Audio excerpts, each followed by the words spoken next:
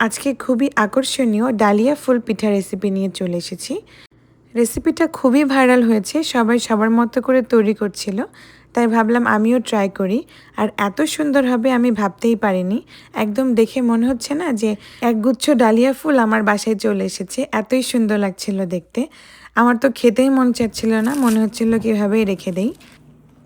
তো আসসালামু আলাইকুম everyone, welcome back to my channel. তো ডালিয়া ফুল পিঠা তৈরি করার জন্য প্রথমে পুরটা রেডি করে নেব। এর জন্য একটি পাত্রে দিয়ে দিয়েছি 1 কাপ আরও 1/4 কাপ পানি। পানিতে অল্প একটু লবণ দিয়ে দিলাম। এখন অপেক্ষা করব পানি ফুটে ওঠা পর্যন্ত। যখন পানি পারফেক্টলি ফুটে উঠবে সে পর্যায়ে 1 কাপ চালের গুঁড়ো দিয়ে দিলাম। এখন অনবরত নেড়ে আমি চালের গুঁড়োটাকে সেদ্ধ করে নেব। যখন এরকম ভালো মতো পানিটা অ্যাবজর্ব হয়ে এরকম ডোয়ের মতো হয়ে যাবে, তখন এই ডোটাকে নামিয়ে আমি একটা ঢাকনা দিয়ে ঢেকে রাখবো 10 মিনিটের জন্য।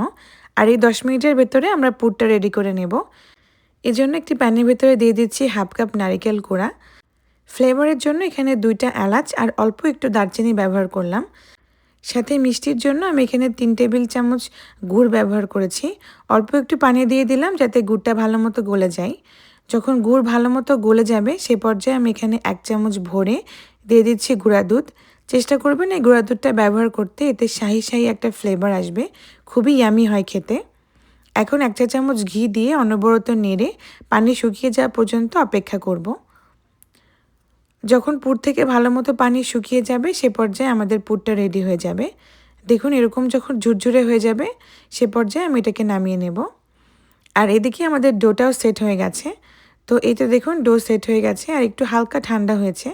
এ পর্যায়ে আমি ভালো মতো মেখে নেব। তো ডোটা গরম অবস্থাতেই খুব ভালো করে মেখে নিতে হবে। তাই এই 10 মিনিটের ভেতরে ডোটা হালকা যখন একটু ঠান্ডা হয়ে গেছে সে পর্যায়ে আমি খুব ভালো করে মাখিয়ে নিচ্ছি। ডোটা একটু সফট করেই মাখাতে হবে। যদি ডো অনেক বেশি ড্রাই হয়ে যায় তাহলে কিন্তু পিঠা ভালো হবে না। এখন ডোটাকে আমি একটা ভেজা কাপড় দিয়ে ঢেকে রাখবো। আর এখান থেকে অর্ধেকটা ডো আমি নিয়ে নিচ্ছি আর বাকি অর্ধেকটাকে আমি আবার ভেজা কাপড় দিয়ে ঢেকে রাখছি। এই পিঠা বানানোর সময় সবথেকে বেশি ইম্পর্ট্যান্ট হচ্ছে ডোটা অনেক বেশি সফট হতে হবে। ডো ড্রাই হয়ে গেলে পিঠা ভালো হবে না। এখন যে ডোটা আমরা নিয়েছিলাম সেখানে 3 ভাগ করে নিয়েছি। আর এই 3 ভাগের ভেতরে 3টা কালার আমি অ্যাড করছি। এখানে নিয়েছি আমি orange food colour, red food colour আর গ্রিন ফুড কালার। আমি ফুড কালার ইউজ করছি, আপনারা চাইলে ফুড কালারটা বাদ দিতে পারেন। এভাবে সাদা অবস্থাতেও রাখতে পারেন, যেটা আপনাদের কাছে ইজি মনে হয়। আমি যেহেতু ভিডিও করছি এজন্য দেখার সৌন্দর্যের জন্য আমি কালার ব্যবহার করেছি। আপনারা যদি চান এটা ন্যাচারালভাবেও কালার নিয়ে আসতে পারেন। যেমন গাজর থেকে অরেঞ্জ কালার নিয়ে আসবেন, বিটরুট থেকে নিয়ে আসতে পারেন রেড কালার, আর পালং শাক থেকে নিয়ে আসতে পারেন গ্রিন কালার। তো এখন এই তো আমাদের সবগুলো কালার রেডি হয়ে গেছে। এখন সব কালার থেকে আমি অল্প অল্প করে নিয়ে নিচ্ছি। এই টুকরোগুলোকে একদম স্মুথ বল করে নেব। আর বাকি যে ডোটুকু রয়েছে সেটা আবার একটা ভেজা কাপড় দিয়ে আমি ঢেকে রাখছি যাতে ড্রাই না হয়ে যায়।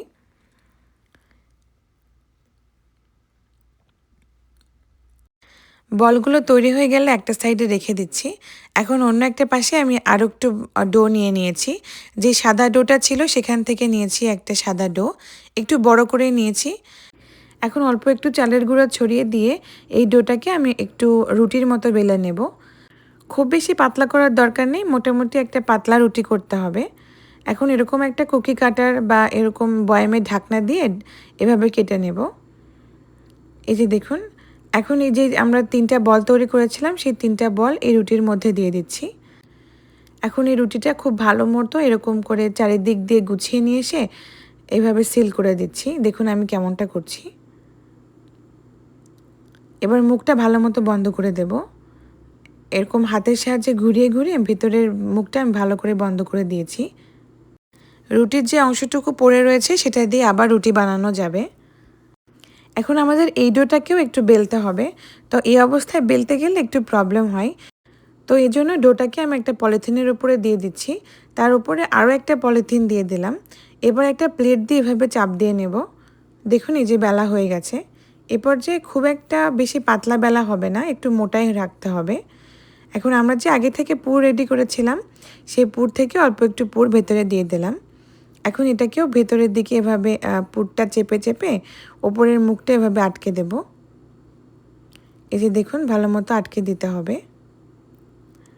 আর একটু ভালো করে স্মুথ করে নিতে হবে যাতে পুর বেরিয়ে না আসে। এখন যে দিকটা আমরা মুখ বন্ধ করেছি সেদিকটা নিচের দিকে রেখে ওপরের দিক থেকে আমরা এরকমভাবে ডিজাইন করব। তো আমি এরকম ছোট সাইজের একটা কেচি নিয়েছি। একটু ছোট টাইপের কেচি দিয়ে করতে এটা একটু সুবিধা মনে হয়, আমার কাছে মনে হয়েছে। আপনাদের কাছে যদি বড় কেচি থাকে তারও কোনো সমস্যা নেই, সেটা দিয়েও হবে। তো দেখুন আমি সাইড থেকে এভাবে একটু একটু করে কেটে কেটে ওপরের দিকে এরকম সুচালো রাখছি আর এভাবে কেটে নিচ্ছি।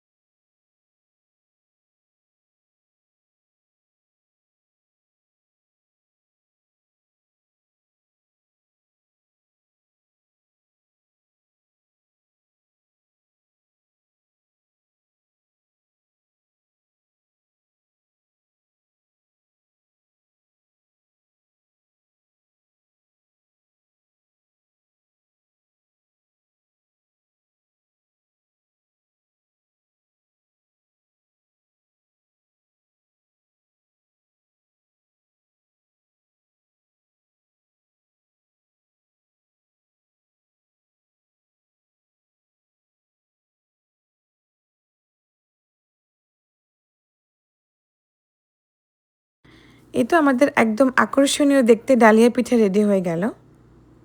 ঠিক একইভাবে আমি এখন সবগুলো পিঠা তৈরি করে নেব।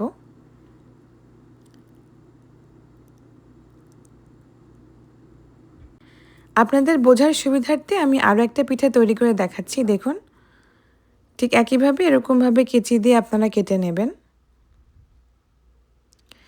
এদিকে একটা টিপস হলো, বেশি একদম ভেতরের দিকে দিয়ে কাটতে যাবেন না, এতে করে কিন্তু পুর বেরিয়ে আসতে পারে। একদম সাইড দিয়ে এভাবে আস্তে আস্তে কেটে নিতে হবে। তো এই তো আমাদের সবগুলো ডালিয়া পিঠা একদম রেডি হয়ে গেছে, দেখুন কতটা সুন্দর হয়েছে দেখতে। একদম মনে হচ্ছে রিয়েল ফুল। এখন পিঠাগুলোকে আমরা ভেজে নেব। আপনারা চাইলে পিঠাগুলো ভাপেও রান্না করতে পারেন, তবে আমার কাছে মনে হয় ভেজে নিলেই বেশি মজা লাগে, অনেক বেশি মুচমুচে হয়। তো এখন এখান থেকে একটা পিঠা নিয়ে আমরা তেলে ছেড়ে দেব। চেষ্টা করবেন পিঠাগুলো একদম ডুবো তেলে ভাজতে। তো আমি ছড়ানো পাত্রে নিয়েছিলাম, তো আমার কাছে এটা ভাজতে একটু কষ্ট হয়েছে। তো এই জন্য চেষ্টা করবেন ডুবো তেলে ভেজে নিতে, তাহলে শেপটা একদম পারফেক্ট থাকবে, কোনো হেরফের হবে না। কারণ যখন আপনি এরকম ছড়ানো পাত্রে করতে যাবেন, তখন এটা যখন আপনি উল্টাতে যাবেন তখন এই ডিজাইনগুলো নষ্ট হয়ে যেতে পারে। তো এই জন্য একদম ডুবো তেলে ভেজে নেবেন, তাহলে ডিজাইনটা আর নষ্ট হবে না। তো আমি একবার উল্টাতে গিয়েছিলাম, দেখলাম শেপটা নষ্ট হয়ে যাচ্ছে। তো এর জন্য চামচ দিয়ে আমি তেল উঠিয়ে উঠিয়ে পিঠার গায়ে দিয়ে দিচ্ছিলাম, যাতে এভাবেই ভাজা হয়। এজন্য পিঠার নিচটা আমার একটু কালার হয়ে গেছে। এখন পিঠাগুলোকে তেল ঝরিয়ে উঠিয়ে নেব। এই যে দেখুন কতটা মুচমুচে হয়েছে, একদম ক্রিস্পি আর ভেতরে একদম পুরে ভরপুর। আর মাশাআল্লাহ খেতে তো দারুণ হয়েছিল। অবশ্যই বাসায় ট্রাই করবেন। একবার এটা বাসায় বানিয়ে খেলে মনে হবে যে বারবার খাই। তাহলে আজকের মতো এই পর্যন্তই। আল্লাহ হাফেজ।